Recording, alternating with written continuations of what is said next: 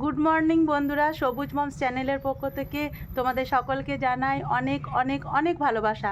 আশা করি তোমরা সকলে খুব ভালো আছো, আমরাও কিন্তু খুব ভালো আছি।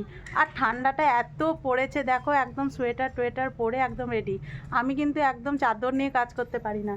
আর বাবানও কিন্তু সকাল থেকে মুখ টুক ধুয়ে খাওয়া দাওয়া হয়ে গেছে, ছাদে বসে গেছে। আর আমি দেখো সকাল থেকে অনেক কাজ করে ছাদে কত সব লেপ, ব্ল্যাঙ্কেট, তারপর বালিশ সমস্ত কিছু রোদে দিয়ে নিয়েছি। আর এই রোদে দেওয়ার পরে দুপুরবেলায় যখন এগুলো গায়ে ঢাকা নিয়ে শোবো না, এত ভালো লাগবে, আরাম লাগবে। শীতকালে আমি প্রায় দিনই চেষ্টা করি রোদ উঠলেই বালিশ বিছানাগুলো রোদে দেওয়ার। তো আজকেও আমি কিন্তু ছুটির দিন রবিবার, আমি কিন্তু সমস্ত বালিশ বিছানা রোদে দিয়ে দিয়েছি। ছুটির দিন না থাকলেও কিন্তু আমি রোদে দিয়ে যাই, সবুজের বাবা তুলে নেয়। আর গাছগুলো কি সুন্দর হয়েছে দেখো, এই দেখো গাছগুলো কত সুন্দর হয়েছে। তো সবুজের বাবা আজকে মাছ আনতে গেছে, মাছ নিয়ে আসুক, দেখি কি মাছ নিয়ে আসে। তা করতে করতে একটু চাটা খাবো, তারপরে স্নান করে আবার তোমাদের সামনে আসবো। তবে দেখাবো সবুজের বাবা কি মাছ নিয়ে আসছে। এই দেখো সবুজ কি বলতে চাইছে তোমাদের, বলো কি বলছো বলো। শুধু ওইটুকু? সবুজের বাবা এখনও বাজার থেকে মাছ নিয়ে আসেনি, তাই আমি আর একবার ছাদে চলে এলাম, এসে ঠাকুরের বাসনগুলো ধুয়ে নিলাম। আর দেখো আমি চুলে কেমন চপচপে করে তেল দিয়েছি। চুলটাতে আজকে একটু শ্যাম্পু করব, তাই আগের দিনে একটু তেল দিয়ে রেখেছি রাত্রেবেলায়। আর এখন একদম চিপকু চিপকু লাগছে। তো ভাবছি আগে মাছটা ধুয়ে নেব, তারপরেই আমি স্নানটা করব। কেননা স্নান টান করে মাছ ধুতে না ঠিক খুব একটা ভালো লাগে না। তাই আগে মাছটা ধুয়ে নেবো, ওর বাবা মাছটা নিয়ে আসুক, তারপরে স্নান করব, পুজো করব, রান্নাঘর করে রান্না করব। আর বাবানের মুড়ি খাওয়ার জন্য আলু ভাজা করেই নিয়েছি। আর সবুজের বাবা এলে চাটা করব। আর দেখো সবুজ কিন্তু আপন মনে বল নিয়ে খেলা করছে। আর এই দেখো ছাদে সমস্ত জামা কাপড় কেচে একদম মিলে দিয়েছি। এই ছাদটাতে এলে কিন্তু আমার মনটা খুব ভালো হয়ে যায়, যখন ফুল গাছগুলো দেখি। এই দেখো চন্দ্রমল্লিকাতে কত কুড়ি এসছে, কিন্তু কবে যে ফুটবে জানি না। আর এই যে গাঁদা গাছগুলো এনেও রেখেছি, এখনও কুড়ি আসেনি, একটু দেরি হবে, হয়তো সময় লাগছে। ওই দেখো সবুজের বাবা চলে আসছে মাছ নিয়ে। কি মাছ নিয়ে এসছো বলো? খয়রা মাছ নিয়ে এসছি। ওই দেখো, তাহলে সবুজের বাবা আজকে ইলিশ মাছ নিয়ে এসছে, ভালোই হবে তাহলে আমাদের আজকে সর্ষে ইলিশ। দেখো সবুজের বাবা সত্যিই কিন্তু ইলিশ মাছই নিয়ে এসছে, আজকে আমার খুব পছন্দের একটা মাছ। হঠাৎ করে অসময়ে ইলিশ মাছ, সত্যি বেশ ভালো। আর মাছটাও কিন্তু বেশ টাটকা মনে হচ্ছে, খুব একটা ইয়ে নয়, ভালো মাছটা, মানে পেট গলা টাইপের নয়, মাছটা ভালো। আর এইদিকে দেখো বাজার থেকে শীতকাল বাজারে গেছে, আর ওর বাবা ফুলকপি আনবে না তাই হয়? সবুজের বাবা ফুলকপি ভীষণ ভালোবাসে, তাই ফুলকপি, বেগুন, টমেটো আর আদা নিয়ে এসছে। আর এই মাছটা ভাবছি আজকে বেগুন দিয়েই করব। তো চলো মাছটা ধুয়ে নিই, তারপরে ধুয়ে টুয়ে নিয়েই কিন্তু আমি স্নানে চলে যাব। এই দেখো স্নান করে একদম ছাদে চলে এলাম। ছাদে এসে বালিশ বিছানাগুলো একবার উল্টে দিলাম, জামা কাপড়গুলোও একবার উল্টে দিলাম। একবারে তো শুকায় না, কতবার যে উল্টে পাল্টে দিতে হয়। তো উল্টে পাল্টে দিলাম একবার। এবারে ঠাকুরের বাসনগুলো নিয়ে গিয়ে নিচে পুজো করব। একটুক্ষণ যে রোদে দাঁড়িয়ে চুলটা শুকাবো সেটারও সময় নেই। আর জানো তো একবার দুবার এই সংসার মংসার ছেড়ে দিয়ে মনে হয় পালিয়ে যাই, ধুত আর ভাল লাগে না সংসার করতে। মনে হয় যদি পাখি হতাম, পাখির মতো যদি উড়ে চলে যেতে পারতাম, তাহলে বেশ ভালো হতো। একঘেয়ে জীবন হয়ে গেছে জানো, যে প্রত্যেক দিন ওই যদি স্কুল থাকে তাহলে ওই নির্দিষ্ট টাইমের মধ্যে কাজ করে স্কুল যাও, আর যদি স্কুল না থাকে তাহলে কতবার যে আমি ওপরে ওঠা নামা করি। এই করতে করতেই কিন্তু আমার এক ধরনের জিম করা হয়ে যায় জানো। আর শরীর লাগবে না, এই রোগা কিটকিটেই থেকে যাব এই ওপরে ওঠা নামা করতে করতে। তারপর তো বাবান আছেই, বাবান ছাদে ছিল, বাবানকে খাইয়ে টাইয়ে আমি নিচে নামিয়ে নিয়ে গেছি। তো চলো এবার পুজো টুজোগুলো করি, ঘড়ির কাঁটা তো আমার জন্য থেমে থাকবে না। ওই জন্যই মনে হয় সব ছেড়ে ছুড়ে দিয়ে সংসার ছেড়ে পালিয়ে যায়। এখন মনে হয় কেন যে বিয়েটা করতে গেলাম, ধুত, তার থেকে বেশ ভালোই ছিলাম। স্কুল থাকলে তাও নির্দিষ্ট টাইমের মধ্যে ভাতটা খেয়ে চলে যায়, তারপর স্কুলে যা হয় খাই, না হয় না খেলেও চলে। আবার বাড়িতে এসে যা করি, বাবান আর আমি একসাথে মিলেই তখন টিফিনটা করে নিই। কিন্তু এই যেদিন স্কুল থাকে না সেদিন সত্যি এত কাজ করতে করতে আমার খাওয়া জোটে না, কি করব। আর ওইদিকে দেখো সবুজ বসে বসে টিভি দেখছিল জানো, তাই বললাম যে সবসময় তুই টিভি দেখবি, আমি তোর বাবাও বেরিয়ে গেছে, তো তার থেকে চল তোকে একটু বারান্দায় বসিয়ে দিই। ও বারান্দায় একটু বসে ওই কাজ হচ্ছে দেখুক। এই দেখো মুখটাতে আবার একটা যেন কি বেরিয়েছে, দেখতে হয় কি বেরিয়েছে। তো চলো বাবান কি করছে একবার দেখাই, চাটা করতে ফুটে যাক, তারপরে আমি রান্না করব। আর আজকে ভেবেছি জানো যে একটু মূলোর শাক ভাজা করব। আর সবুজের বাবা তো আজকে ইলিশ মাছ নিয়ে এসেছি, ইলিশ মাছ হলে আর রান্নার বেশি ঝামেলা থাকে না, একটু আলু সেদ্ধ আর বেগুন দিয়ে সর্ষে ইলিশ করে দেবো। রান্নাটা তাড়াতাড়ি হয়ে যাবে, ঘর দোরগুলো গোছানো কমপ্লিট হয়ে গেছে পুরোপুরি। একদম ছাদে থেকে বালিশ বিছানা রোদে গরম হয়ে গেলে সব নিয়ে আসবো, যদি শুতে পাই তো ভালো, দুপুরবেলায় কাজ করতে করতে, আর যদি না শুতে পাই তাহলে কিছুই করার নেই। কেননা আমার জীবনটাতে না বড় একঘেয়ে জীবন হয়ে গেছে, ওই কাজ করতে করতেই সবটাই চলে যাচ্ছে সময়। আর এই তোমাদের সাথে একটু বকবক করি, এই বকবক করি বলেই কিন্তু সময়টা বেশ ভালো কাটে, নাহলে তো একদম একাকিত্বের জীবন হয়ে যায়। স্কুল থাকলে কিছুটা সময় ভুলে থাকতে পারি, আর যখন স্কুল থাকতো না তোমাদের সঙ্গেও আমার সেইভাবে বন্ধুত্ব হয়নি, তখন গুমড়ে গুমড়ে মরে যেতাম জানো। সব সময় সবুজের কথা চিন্তা করি, সব সময় কি হবে কি হবে এই একটা চিন্তা সব সময় লেগেই থাকে মনের ভেতরে। কি বলতো, জীবনের যেন কোনো বৈচিত্র্য নেই আমার।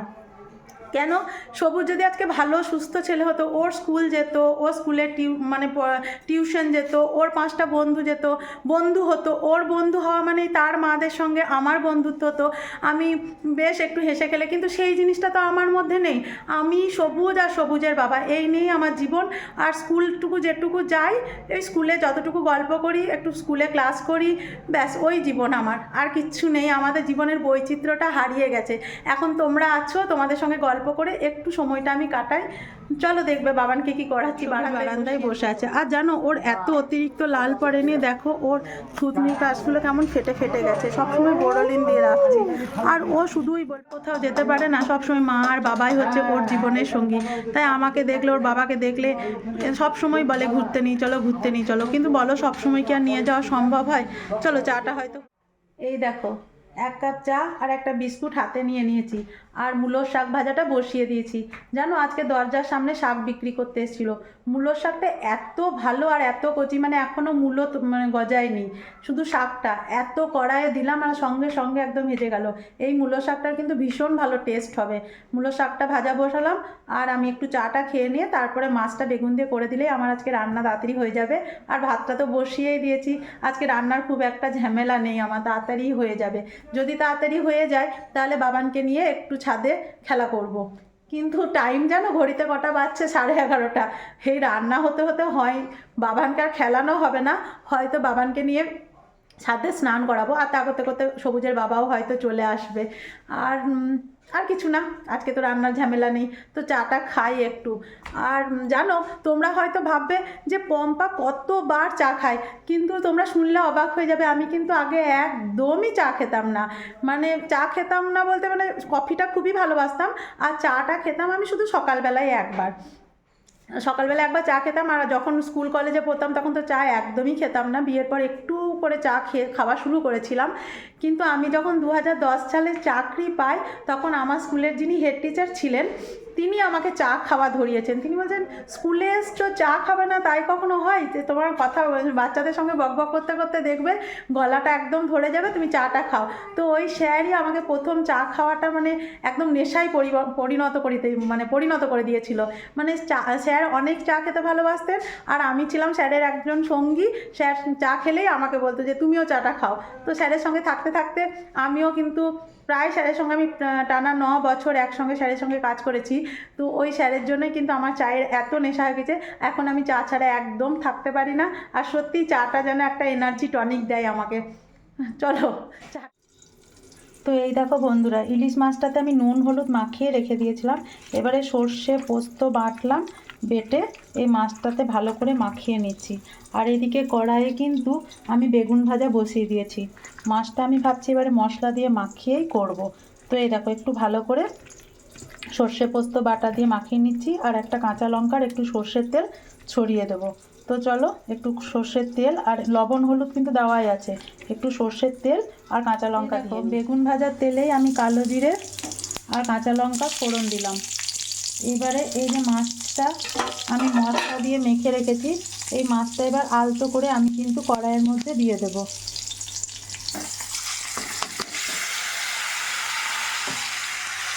এই দেখো মাছটা দিয়ে দিলাম।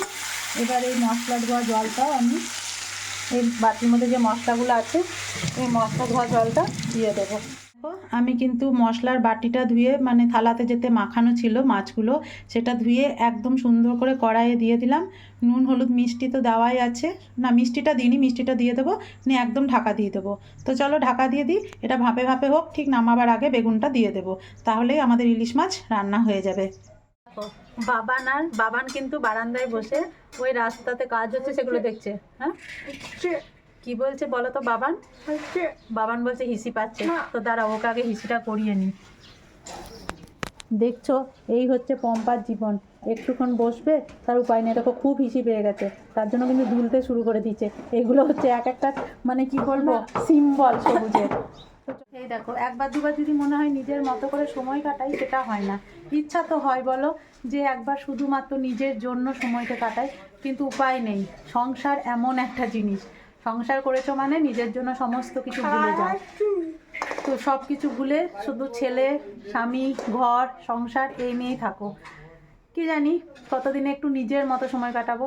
মনে হয় যেন আধ ঘন্টা সময় যদি আমি নিজের মতো করে পেতাম, তাহলে কত ভালো হতো। আমার মনে হয় এই জিনিসটা সব মানুষেরই মনে হয়, তারা নিজের মতো করে সময়টা কাটাক। আর একটা সময়ের পর কিন্তু তারা কিন্তু সেই সময়টা পায়, কিন্তু আমি কোনো দিনই পাবো না, যেহেতু আমার সবুজ আছে। আমি আমার মতো করে সময় কোনো দিনই কাটাবো না, সবুজকে নিয়েই আমার জীবন। কি করব, কিছু তো করার নেই। তো এটাকে মেনে নিতে হবে, আর মেনে নিয়েছিও। কিন্তু কি একবার দুবার ভাবনা চলে আসে, তাই তোমাদের সাথে এই কথাগুলো বলি। কি করব।